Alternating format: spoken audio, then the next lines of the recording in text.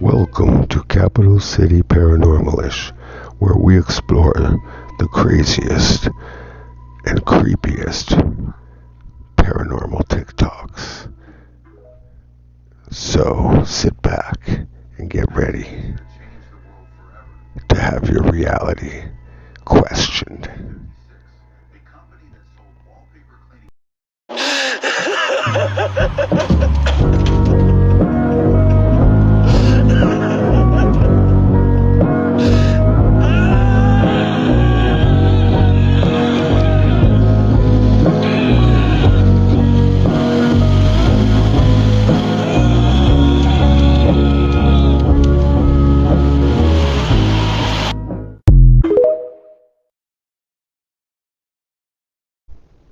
Good afternoon, my freaky family. Welcome to Capital City Paranormal-ish. Today we're going to explore more paranormal and creepy TikToks and get some opinions on them, and we'll just see what's on there for breakfast today. So let's get straight to the videos. Now this is scary.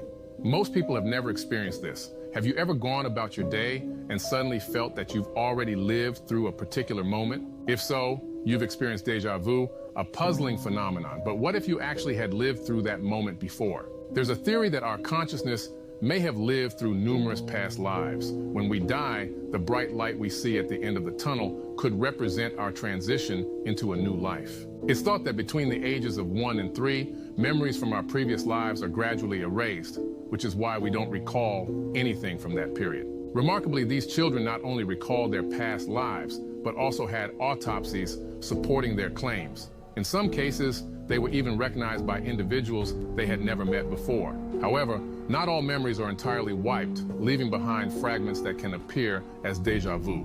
These experiences might be remnants of past life memories, even if we're not consciously aware of them. What's even more fascinating is that the new experiences we have in this life could potentially lead to deja vu moments in a future life.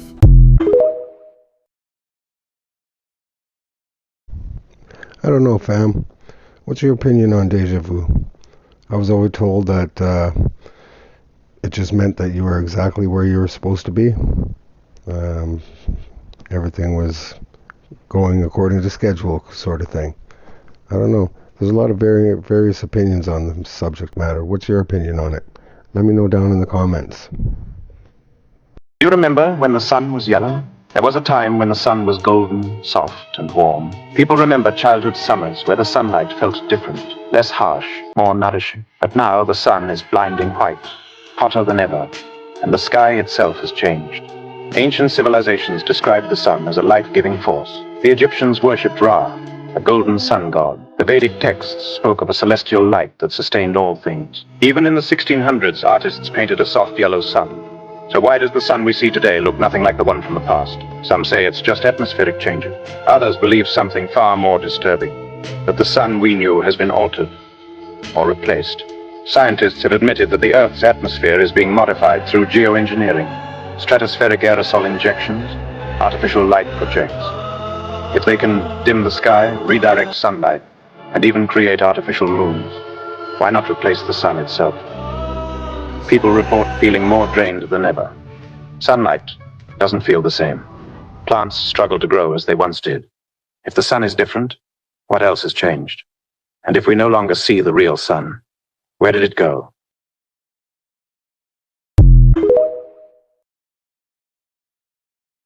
I would say that nothing in this world works the way you think it does. Nothing. Governments do not operate the way you think they do. Banks do not do what you think they do. The police department is not here for what you think it is. Nothing in your world works the way you think it does. There's a far higher, bigger picture going on the earth for at least 7,000 years of human history that we modern day people really just don't relate to. All we know is what we live with today. Never suspecting that the institutions of power, banking, education, the military-industrial complex of the world has taken hundreds of years to develop. Well, Well, I'm just going to say that I agree with the whole sun thing because I don't know. I don't think it's burning brighter and hotter for some reason. I think it's maybe not burning quite as bright. Only reason I'm saying that is because I remember when I was a kid, there was no way possible you could look at the sun. You'd be just squinting your eyes and everything. But lately, I could stare right at the sun and have no problem at it. So I think definitely something's changing there. And as far as things not working the way we think that they work in the world, well, I think we all know that that's the case. So there's a lot more going on behind the scenes than what one might think. Anyways, yeah, what's your opinions on that? Here's the next video. Project Bluebeam is a controversial conspiracy theory that posits the US government is devising a plan to utilize advanced technology to stage a simulated alien invasion or the second coming of Christ. The theory suggests that this elaborate scheme would leverage holographic projections and other high-tech means to create vivid and convincing illusions in the sky, instilling fear and chaos among the global population. Proponents argue that by manipulating these perceptions, governments could foster a sense of crisis that would justify a heightened state of control and surveillance, ultimately paving the way for a new world order. The theory draws on various elements, including historical events and modern technological advancements, to support its claims. For instance, advocates often point to military experiments in psychological warfare and the increasing sophistication of holography as potential evidence that such a project could be feasible. Additionally, the theory taps into broader fears about government overreach and the potential for elites to exploit crises to consolidate power. However, despite its allure, there is no credible evidence to substantiate the existence of Project Bluebeam, and many experts view it as a manifestation of paranoia and skepticism towards governmental intentions, often questioning the plausibility of orchestrating such a large-scale deception without exposure. Critics argue that the reliance on anecdotal evidence and the absence of tangible proof undermine the theory's credibility, highlighting the need for critical thinking when evaluating such claims. Have any thoughts on this? Drop them in the comments.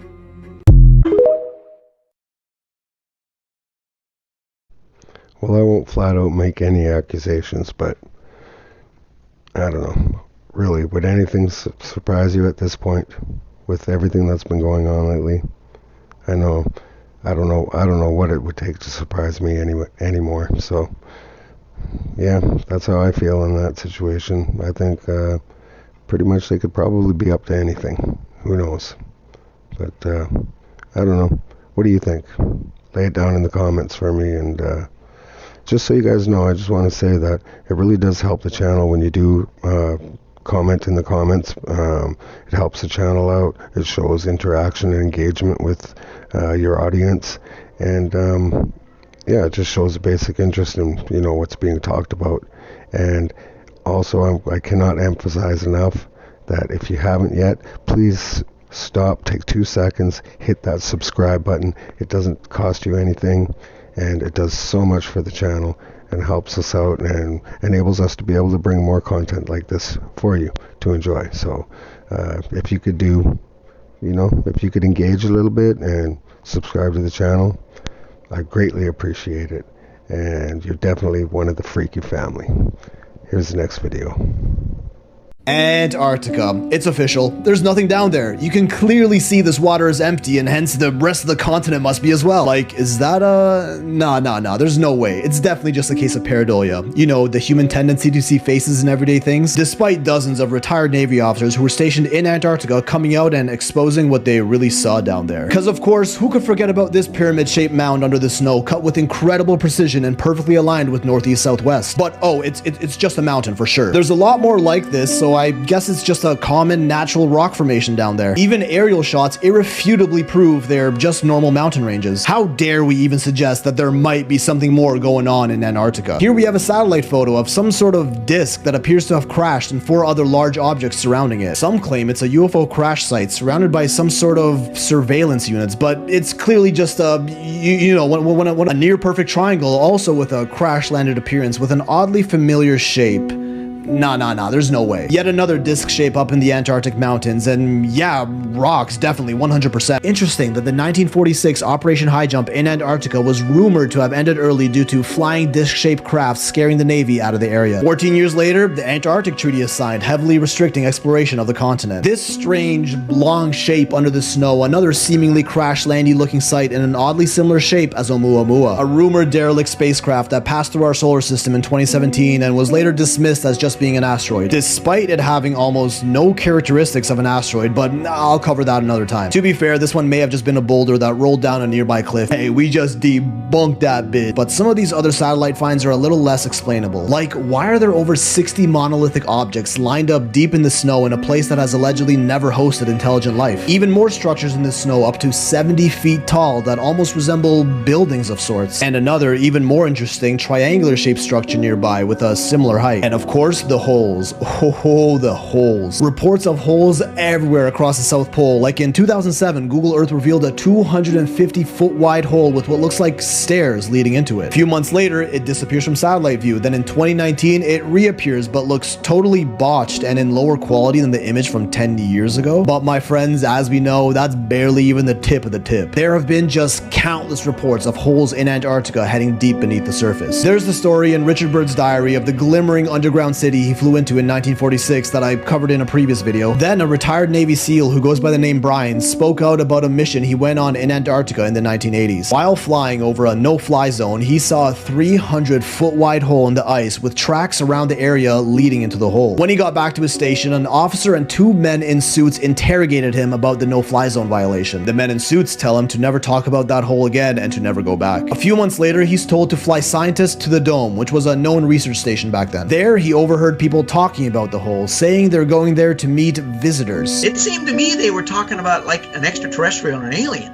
because they didn't refer to them as a person, it was a visitor. The rumors claimed these holes were entrances to underground bases where humans and these visitors cooperated on highly classified projects. Then more testimonies started rolling in. In 1985, another medevac flight over the no-fly zone saw a giant hole as wide as a football field. Men in black suits later came to tell them they never saw it. 1990s, Navy flight crews reported silver discs zipping over the Antarctic mountains at impossible speeds all the time, told to never speak of it. In 2002, a film crew called Atlantis TV flies down to the South Pole to shoot a documentary about these holes. They allegedly film actual footage of a massive ancient city buried beneath the ice of Antarctica. Sound familiar? Then they went missing, of course. Navy rescuers found their camping equipment and even recovered their tapes. They played them to a few scientists and, according to rumors, showed spectacular ruins of a lost civilization and were told to never speak of it, including an ancient pyramid temple complex 2 miles beneath the ice with caverns bigger than Bermuda. The US military confiscated the tapes, Atlantis TV sued them, lost, and then went out of business. Then this happens. A Navy commander codenamed Spartan 1 who was stationed in Antarctica exposes all of his classified reports in an interview. In 2003, while flying on an extraction mission, his Navy SEAL team notices the top of a structure in the shape of a tall black octagon in the snow below. They land, walk up to it, and come up to a door over 20 feet high with strange markings of what looks like a star map and other strange glyphs. The star map looks like a pulsar map, a mapping technique used by NASA that shows the location of a sun relative to known pulsars. The Navy team enters the building and it's huge, a room about 10 acres across, which is like 7 football fields. The walls were all illuminated with a soft green glow, but no visible light source. And also on the walls were more carvings, similar to Egyptian or Mayan hieroglyphs, but also way different. There was a ramp inside that led deep beneath the ground where the rooms got even bigger. According to scientists that explored these sites, these lower levels were occupied by humanoids. Humanoid beings, far superior in strength and knowledge, and are the ones who actually created humans. Anunnaki, anyone? At least that's what Spartan 2, another US Marine whistleblower, claims, adding, and I quote, "Antarctica contains wonders beyond what most can comprehend. It has ties to space and technology beyond belief." There are even reports like this one that giant alien bodies have been spotted beside entrances to caverns. This whole story is part of Spartan 1 and 2's confession tapes, which, yes, sure, they might be making it up, but they sure ain't the only ones. Contractors like Eric Heckler have also exposed insane technology they're experimenting with down there, and that's another topic that'll blow your load. But you can actually fly to Antarctica if you wanted wanted to, so why doesn't anyone just do that and examine these sites firsthand? Well, the area designated for tourist travel down there is limited, like extremely limited. Going there and declaring Antarctica a barren wasteland with nothing to see would be like going to Las Vegas and claiming all of America is just a giant desert. And remember,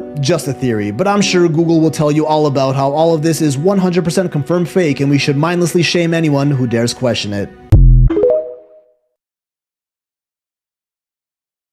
Well, you can just go and shame me all you want to. There ain't no way you're gonna convince me that there isn't something going on there. So, yeah, go ahead and start shaming. Here's the next video. Fam, have you heard that an island has appeared in the Pacific Ocean that should not be there? No way. Yo, check this out. So, a pilot on a test flight with a new model of aircraft over the Pacific Ocean stumbled upon an extraordinary phenomenon. As he got deeper into the ocean, he approached an island that he has never seen before, despite traveling across that exact path hundreds of times. What's even weirder is that the island was massive, like nearly half the size of Hawaii. Oh, yeah. As he got closer, he noticed a few buildings on the island deep in the forest, and then he saw what is believed to be like dinosaurs. Oh my god. So many dinosaurs roamed the island. It was straight out of a movie, as the guy described it. As he neared the island, a stern warning was broadcasted over his radio, stating, "You are approaching state-owned private property. Turn back now or we will take down the plane." With no other option, the pilot withdrew, managing to take pictures of the island and its ancient residents. To see the photos, follow us, click on this icon, then more than photos.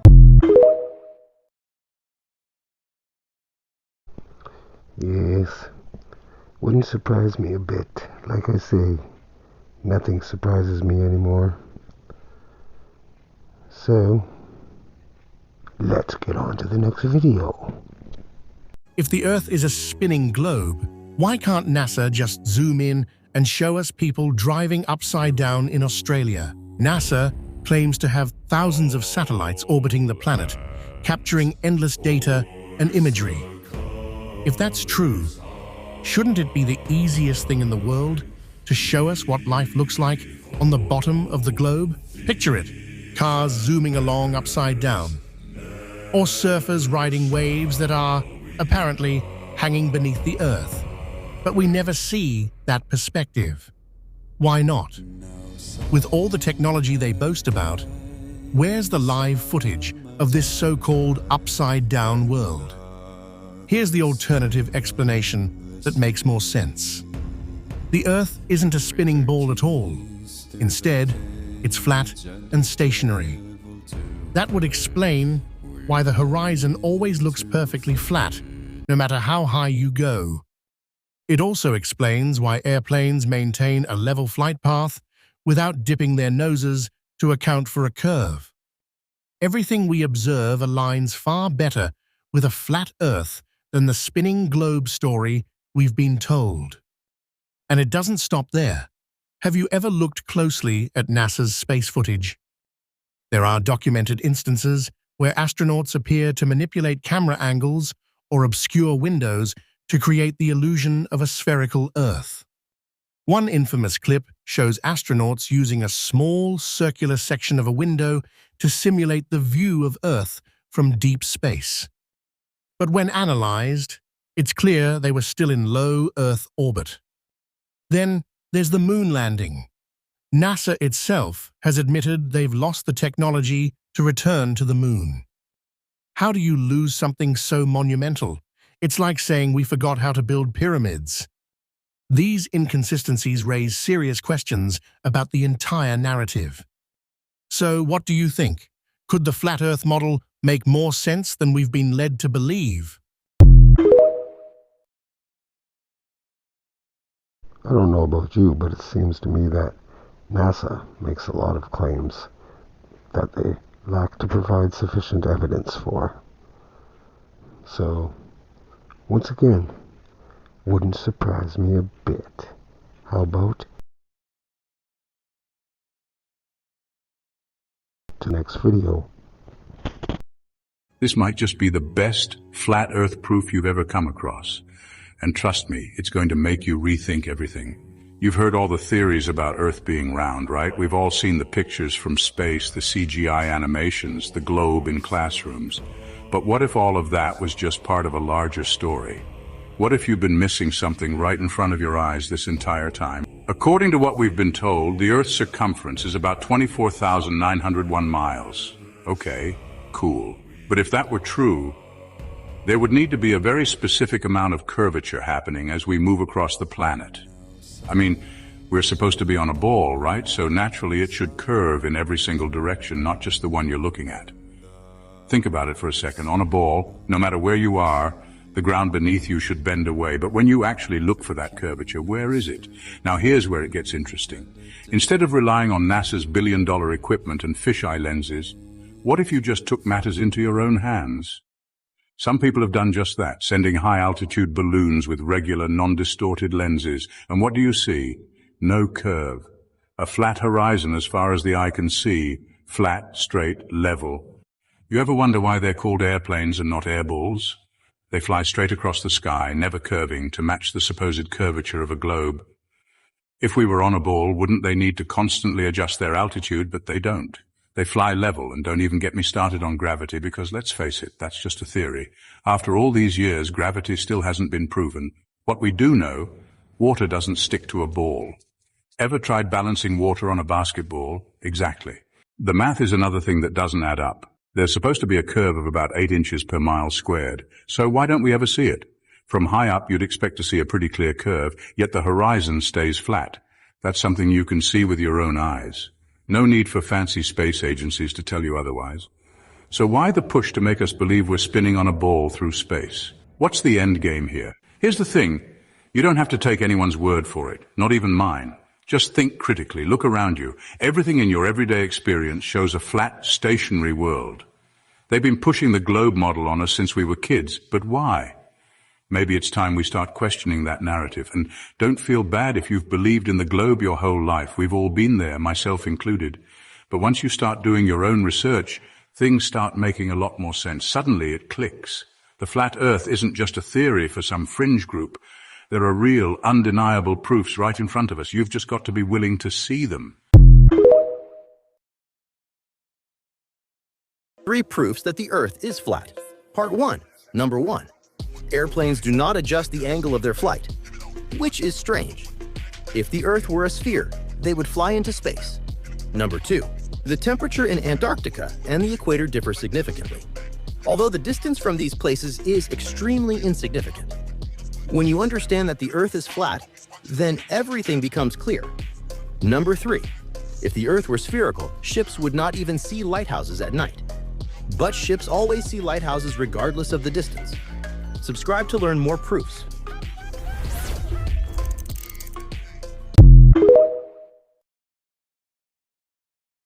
Thank you, fam. I'm going to ask the question once again. Flat earther or globe? Which one are you? Answer down in the comments. But I'm afraid that we've reached the end of another show. So, like I asked before, take a moment and hit that subscribe button. It does so much for the family. And until next time, see you, my freaky family. Thank you for joining us at Capital City Paranormal-ish. Please be sure to hit that bell icon so you get notified when we drop more amazing content. And don't forget to subscribe to the channel. Till next time.